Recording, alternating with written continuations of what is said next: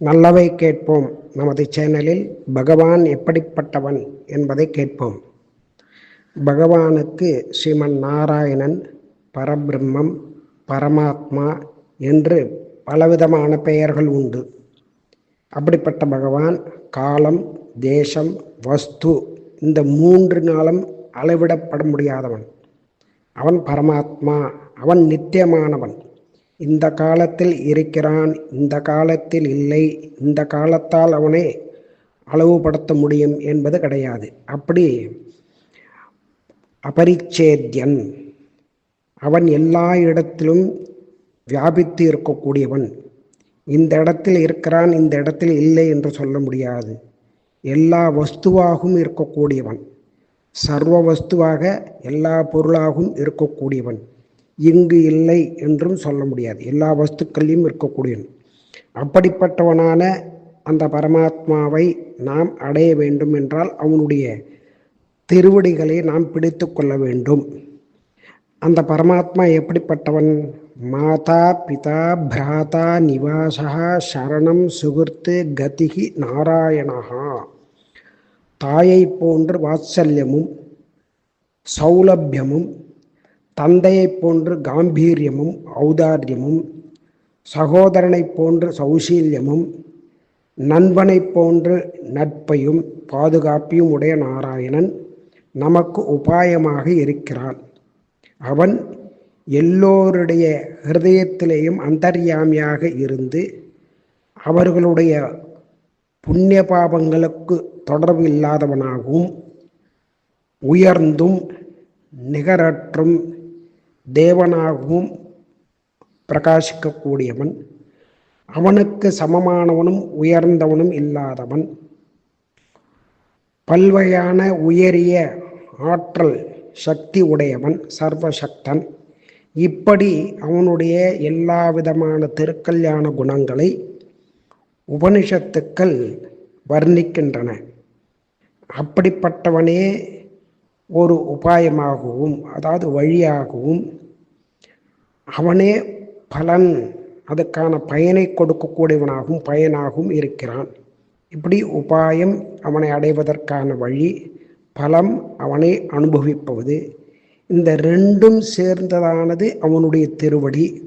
அந்த திருவடிகளோடு சேர்ந்து பிரகாசிக்கக்கூடியது அவனுடைய திருமேனி.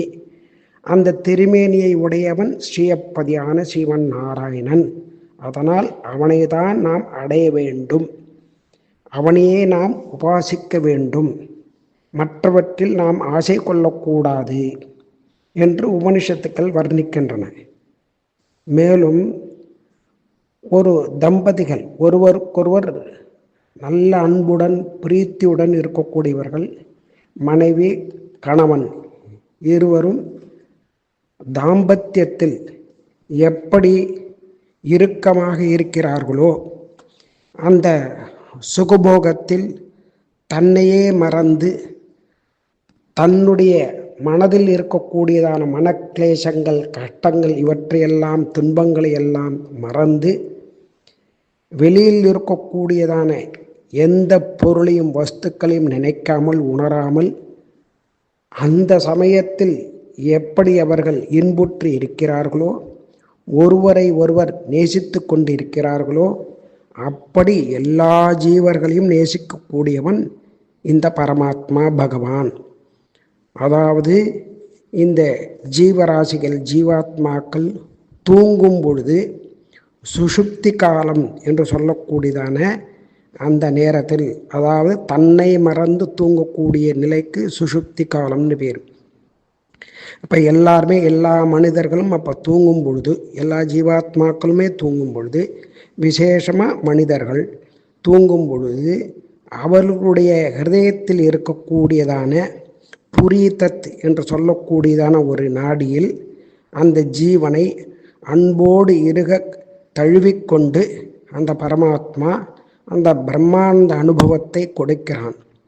அதில் அந்த ஜீவன் தன்னை மறந்து தன்னுடைய பழைய துக்கங்களையும் மறந்து நாம் எங்கு வந்திருக்கிறோம், எங்கு பிறந்திருக்கிறோம், எந்த உலகத்தில் இருக்கிறோம், அதாவது பூ உலகில் பிறந்திருப்பதால் இந்த உலகையும் மறந்து தன்னையும் மறந்து தன் சுற்றத்தாரையும் மறந்து தன்னிடம் இருக்கக்கூடிய வஸ்துக்களையும் மறந்து எப்படி அவனுடன் ஒன்றாக இணைந்து அந்த பகவானை பரமாத்மாவை அது அனுபவிக்கிறதோ, அந்த பரமாத்மா அந்த ஜீவனை அனுபவிக்கும்படியாக செய்கிறானோ, அப்படிப்பட்டதான பகவானை நாம் அடைய வேண்டும்.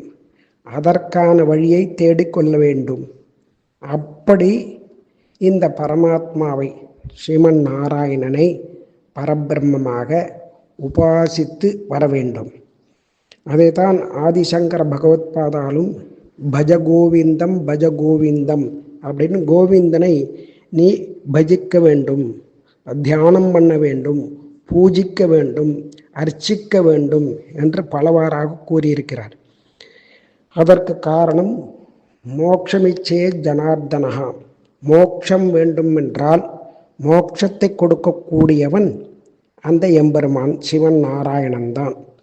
மற்ற சுகபோகங்களை மற்ற தேவதைகளிடமிருந்து பெற்று இந்த பூலோகத்தில் நாம் நன்றாக வாழலாம். ஆனால் நிரந்தரமான, நித்தியமான, அபரிமிதமான, நிரதிசயமான அந்த ஆனந்தத்தை கொடுக்கக்கூடியவன் பரமாத்மா ஸ்ரீமன் நாராயணன் ஒருவனே என்று இந்த வேதங்கள் உபனிஷத்துங்கள் எடுத்து கூறுகின்றன.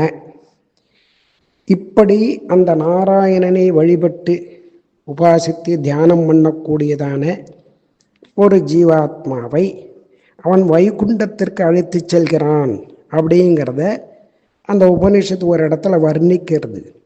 அதாவது வைகுண்டத்துக்கு போகக்கூடியதான அந்த ஜீவனை அங்கே அப்சரஸ்திரிகள் ஒரு 500 பேர் ஓடி எதிர்கொண்டு அழைத்து செல்கிறார்களாம்.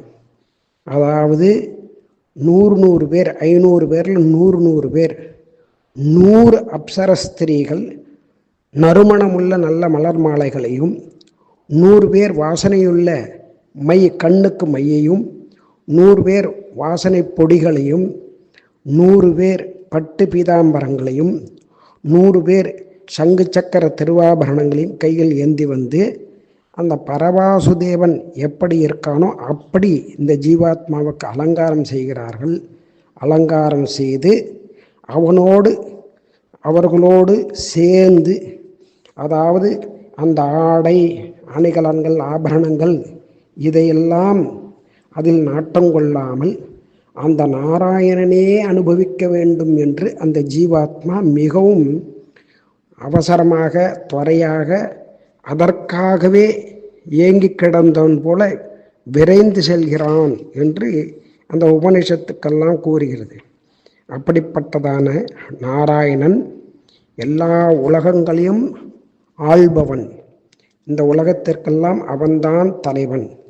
இந்த உலகத்தில் எல்லா இடங்களிலும் எல்லா பொருட்களிலும் இருக்கக்கூடியவன் அவன்தான். உலகத்தில் உள்ளும் புறமும் எல்லா இடத்திலும் வியாபித்து இருக்கக்கூடியவன் நாராயணன். அந்தர் பகிஷ்ச தற்சர்வம். அந்தகன்னா உள்ள, பகின்னா வெளியில. அதனால் அவன் இல்லாத இடமே இல்லை, எல்லா இடத்திலும் இருக்கக்கூடியவன். அதனால்தான் சர்வ வியாபியின் பேர். இப்படி புருஷ சூக்தம் அவனை போற்றுகிறது.